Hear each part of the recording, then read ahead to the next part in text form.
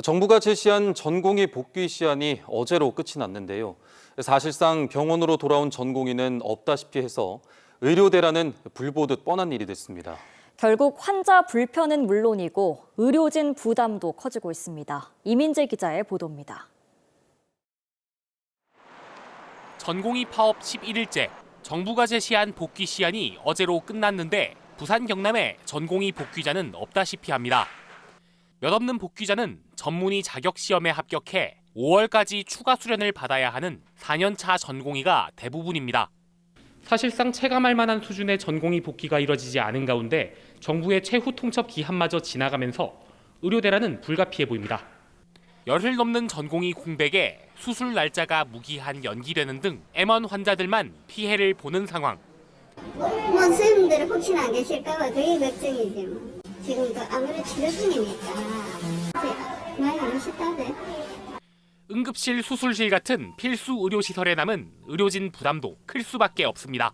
원래 응급실은 이제 교수님하고 전공의가 항상 같이 있거든요. 응급학과 교수님 뭐 한 2명에 뭐 전공의 한 6, 7명? 지금 교수님 둘이 다 하는 거죠. 네, 수술도 이제 그날 할 수 있는 환자들만 받을 수 있는 거죠, 그러니까. 부산 경남의 일부 대학병원 외래 환자도 10% 이상 줄었습니다. 병원에 가도 진료를 받을 수 있을지 알 수 없다는 인식이 팽배한 탓입니다. 보건복지부는 결국 집단 행동에 나선 전공의들 가운데 10여 명에게 업무 개시 명령을 냈습니다. 예정대로 미복귀 전공의를 경찰에 고발하고 면허 정지 등 처분도 진행할 예정입니다. 하지만 전공의 측은 여전히 완강합니다.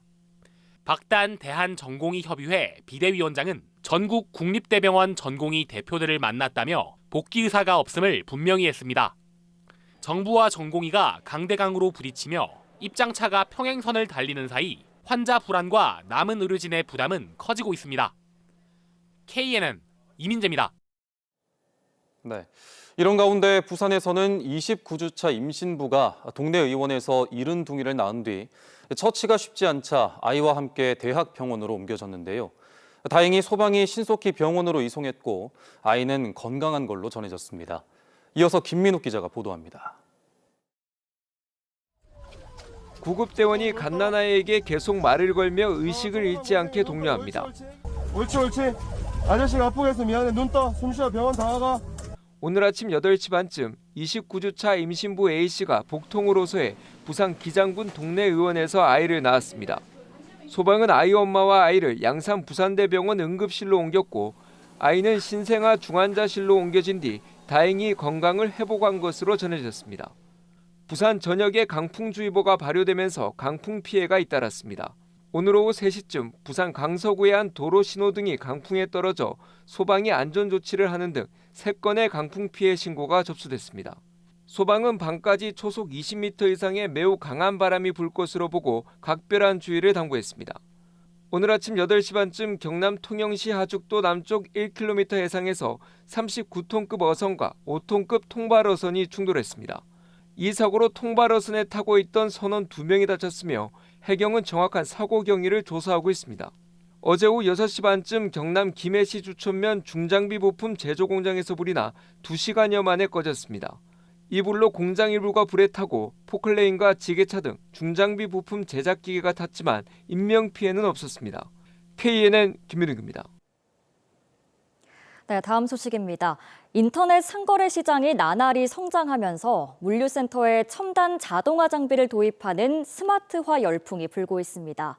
로봇 산업 인프라를 구축해온 경남은 신산업 전환의 기회를 맞았다는 기대도 커지고 있습니다. 주우진 기자의 보도입니다. 무거운 물건을 들어올린 로봇들이 쉴 새 없이 움직입니다. 빈틈없이 적재함을 채우고 구매가 많은 제품은 꺼내기 쉬운 곳으로 이동시킵니다. 로봇이 공간 활용과 작업 효율을 크게 높이면서 물류센터의 스마트화는 빠르게 진행되고 있습니다. 대형 유통사들의 첨단 자동화 비결은 속속 도입되는 물류 로봇입니다. 자율주행을 기반으로 형태가 제각각인 물품들을 적재적소에 나르도록 고도화되고 있습니다. 세계 물류 로봇 시장은 오는 2030년이면 60조 원 규모까지 커질 것으로 전망됩니다. 경남에겐 기회입니다. 창원 국가산단을 중심으로 한 제조기업들이 로봇이나 로봇 부품 제작으로 사업 확대를 추진하고 있기 때문입니다. 로봇 시제품 제작을 지원하는 로봇센터는 지난해 창원에 들어선 뒤 벌써 600여 건의 실적을 올렸습니다. 김해에는 로봇의 테스트를 위한 물류로봇 실증센터도 내년에 들어설 예정입니다. 입고되고 출고되고 그 안에서 분류가 되고 하는 작업들이 계속 이루어져야 되거든요. 그런 작업들을 상시 이루어지는 환경을 만들 거고요. 그 환경 내에서 장비를 교체를 한다거나 로봇을 투입을 한다거나 아니면 소프트웨어를 투입을 하는 형태로 해서 경남에서는 물류로봇의 제작부터 시험과 평가, 인증까지 모두 가능해집니다. 자동화 시스템 설계나 제작하는 기술은 전국적으로 봤을 때는 또 상위 클래스로 지금 보시면 되고요. 이쪽 지역에는 테스트한다거나 주행 해볼 수 있는 공간이 사실 없습니다. 이런 쪽이 경남에는 꼭 필요한 부분이라고는. 세계적인 로봇 산업의 성장 속에 물류 로봇이 지역 경제의 새로운 활력이 되고 있습니다. KNN 주우진입니다. 올 시즌 롯데자이언츠에는 나승엽과 김민성 같이 다시 돌아온 선수들이 많은데요. 이들의 적응과 활약이 가을 야구 진출을 가늠할 걸로 보입니다. 일본 오키나와에서 조진욱 기자의 보도입니다. 190cm의 큰 키에서 나오는 안정적인 수비부터 물오른 타격감까지 롯데 최고 유망주 나승엽이 군복무를 마치고 돌아왔습니다. 과거 메이저리그가 탐냈던 초대형 내야수로 올 시즌 김태형호의 1루수로 기대감을 모으고 있습니다. 올 시즌은 제가 군대 갔다 와서 첫 시즌인데 꼭 가을 야구를 갈 수 있도록 제가 힘 닿는 데까지 최선을 다해서 노력하겠습니다. 붙박이 1루수 안치홍이 떠난 빈자리는 LG에서 이적한 김민성이 맡을 것으로 보입니다. 지난 2007년 롯데에 입단한 김민성은 황재균과 트레이드된 뒤 14년 만에 친정팀으로 돌아왔습니다. 특히 지난해 29년 만에 LG 우승을 경험한 선수인 만큼 롯데의 우승 도전에도 중추적인 역할을 할 것으로 예상됩니다.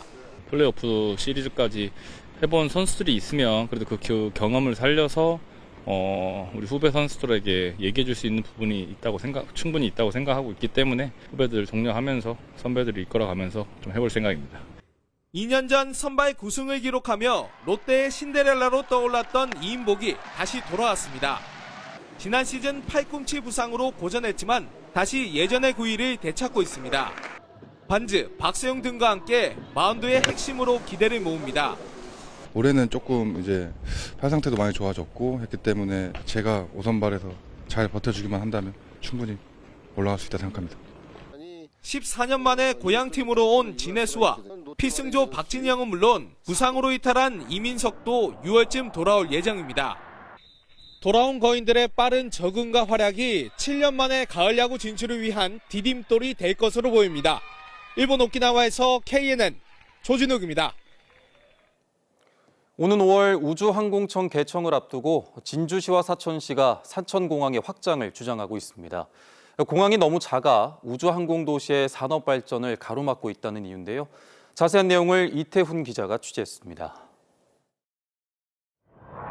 군 공항이자 민간 공항으로도 쓰이는 사천공항. KF-21 등이 시험 비행을 하는 곳이기도 합니다.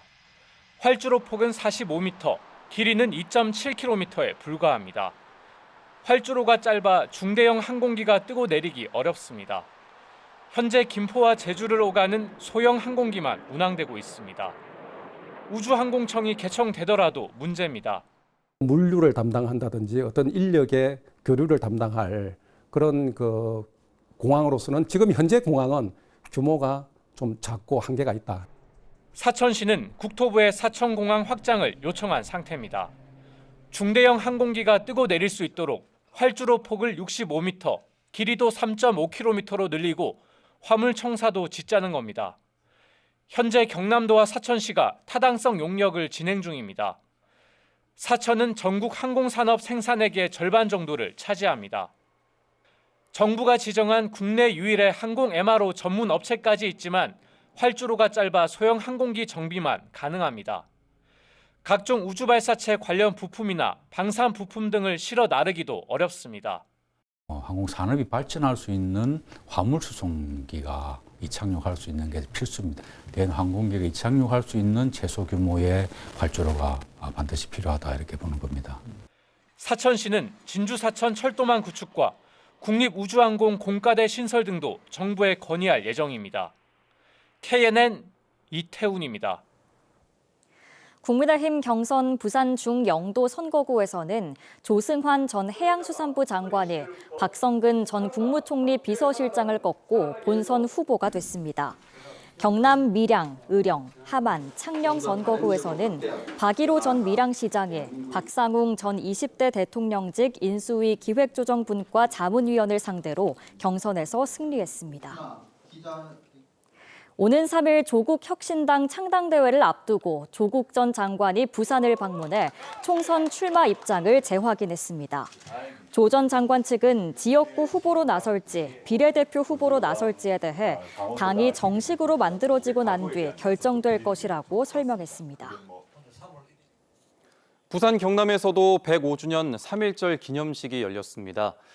박형준 부산시장과 독립유공자 유가족, 보훈단체장 등 천여 명은 부산시민회관 대극장에서 3.1운동에 숭고한 정신을 기렸으며 박완수 경남도지사와 독립유공자 유가족, 보훈단체장 등 400여 명은 도청 대강당에서 3.1절 노래를 제창하고 만세삼창을 하며 역사적 의미를 새겼습니다. 올해부터 시행되는 자율형 공립고 2.0에 부산 장안고와 경남고가 선정됐습니다. 교육부는 지역에 맞는 자율적 교육 모델을 운영하는 자율형 공립고로 전국 40개교를 지정했습니다. 자율형 공립고 2.0은 기존 자율형 공립고와는 달리 자사고 특목고 수준의 교육과정 운영에 자율성을 갖고 학교가 매년 2억 원 규모의 재정을 5년간 지원받게 됩니다. 다만 신입생 선발은 일반 공립고와 같습니다.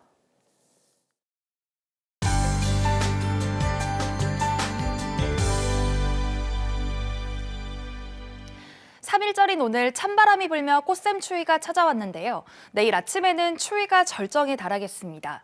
부산의 아침 기온이 영하 5도까지 뚝 떨어지겠고요. 바람 때문에 체감온도는 영하 10도 선을 밑돌면서 무척 춥겠습니다. 부산과 거제, 산청에 내려진 강풍특보는 오늘 밤이면 해제가 되겠습니다. 다만 내일까지는 부산, 경남 곳곳으로 바람이 강하게 불겠습니다. 시설물 점검 꼼꼼히 해주시기 바랍니다. 내일 호남과 제주도에는 눈이나 비가 오겠고 중부지방은 오후부터 점차 흐려지겠습니다. 내일 아침 기온 내륙은 영하 7도 안팎까지 내려가겠고요. 한낮에도 평년보다 쌀쌀하겠습니다. 창원의 아침 기온은 영하 5도, 거제는 영하 4도에서 시작합니다. 중부 경남의 낮 기온은 6도에서 7도 선까지 오르겠습니다. 아침 기온 양산은 영하 4도, 김해는 영하 5도를 보이겠고요. 낮 기온은 7도 선이 예상됩니다. 먼 해상에는 풍랑주의보가 이어지겠고 특히 동해상을 중심으로 물결이 5m 안팎까지 매우 거세게 일겠습니다. 모레부터는 기온이 오르면서 예년 이맘때 봄 날씨를 되찾겠는데요. 월요일과 화요일에는 다시 비가 내릴 전망입니다. 날씨였습니다.